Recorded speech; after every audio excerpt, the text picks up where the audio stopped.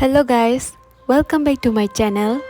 Mayam ngasigi vlog asidi chatpa yaba koiba yaba mafam khara koijarake atinba matamgi study gi matangda lakpana maram oiduna yam kanani chachararoi aduna chachagadoriba mafam khara sitang mayam su nungaini yengbiyu. Taxi driver se koigi sanata loi dama se am ngawza kramane sanata loi gi sai se hanjin hanjin ma ahum lag sure tari je big fan channing thozagi ando keno tawde yam thi harawe smile isaiga tabiraga managa yam phajai khole ga haijarak pase ko akoi de am nung aiba feel lama phaujai yaudore koi isai su sum tar lai traffic jam ju kitang lai re ado kano tawde akoi ahambada di kali gata hana chattoine mayam kali gat yaure kali temple kali mai gi temple ne kali mata da katpa yaba potlam sing khara layusi ayo de ma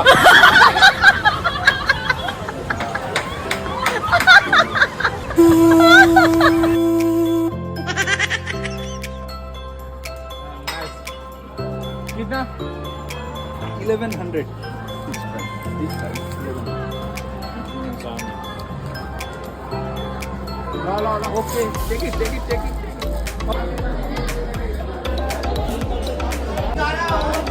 mi ko chit nam ni wo mi yam ti chule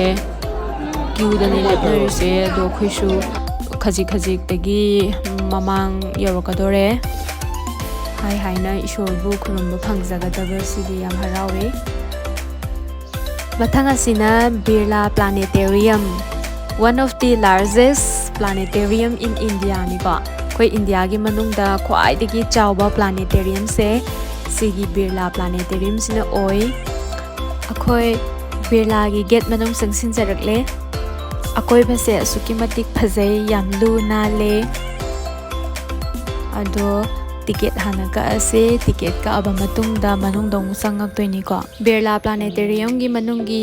oiba phibam singni masina ado koi la iba matam sigi haraga di show se kap ka do bagi minute mangam ko tangai silakle hangbaya ba wafam di kari gi damak Birla Planetarium se kari gi damak ta yamne special oribano hangba taraga di cosmos ki phajaba adagi koi gi inspire mind yam tawi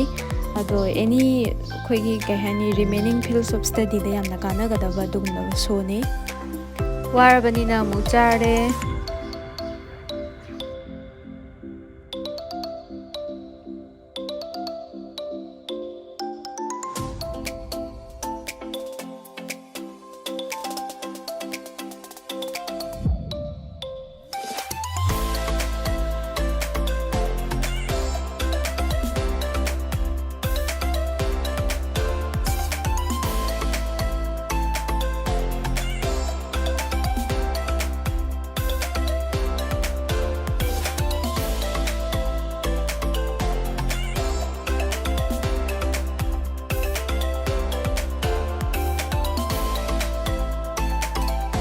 mayam akoi metro railway do mulak sare koi ticket ka i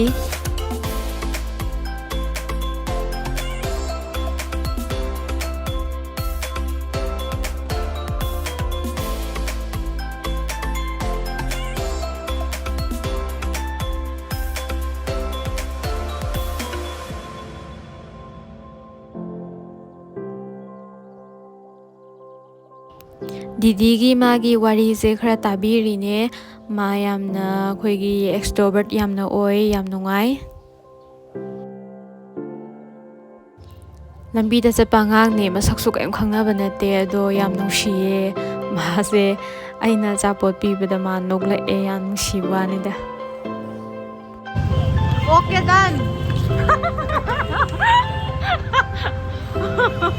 mathang lakpana maram oiraga khoi huji shoppers stop to mo pallaga leire aduna khoi hypet changurage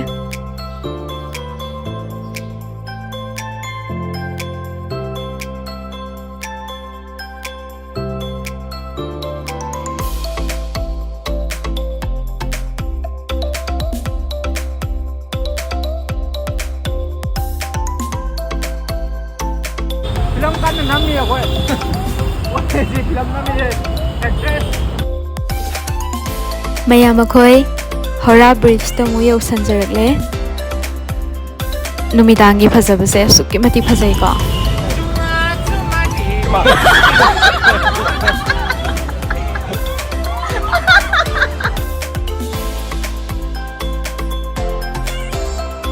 ꯑꯁꯨꯝ ꯇꯧꯗꯅ ꯃꯊꯪꯁꯤꯅ ꯑꯩꯈꯣꯏ ꯗꯦꯀꯥꯠꯂꯣꯟꯗ ꯑꯃꯨꯛ ꯆꯪꯉꯦ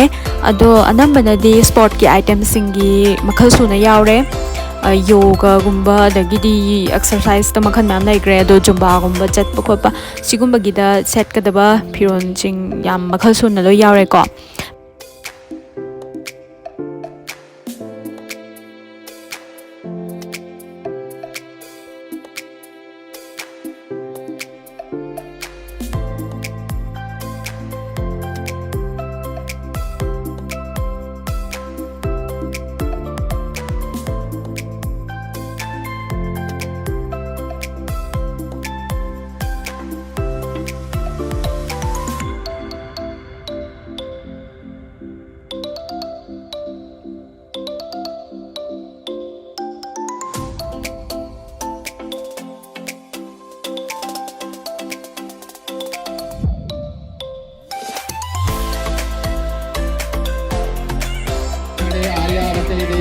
And finally masigi show sina yamna top toppa yamna famous oiba show ne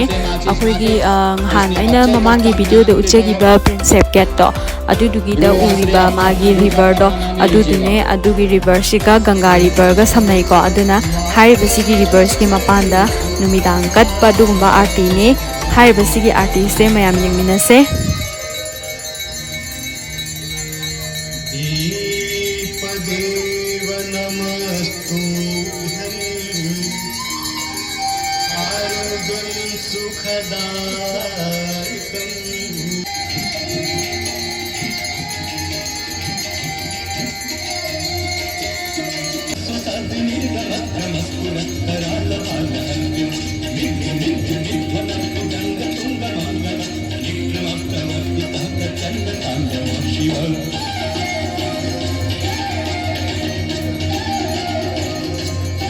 ꯑꯩꯒꯤ blog ꯑꯁꯤꯕꯨ ꯌꯦꯡꯕꯤꯔꯤꯕ ꯄꯨꯝꯅꯃꯛꯄꯨ ꯑꯃꯨꯛꯀ ꯍꯟꯅ ꯊꯥꯒꯠꯆꯔꯤ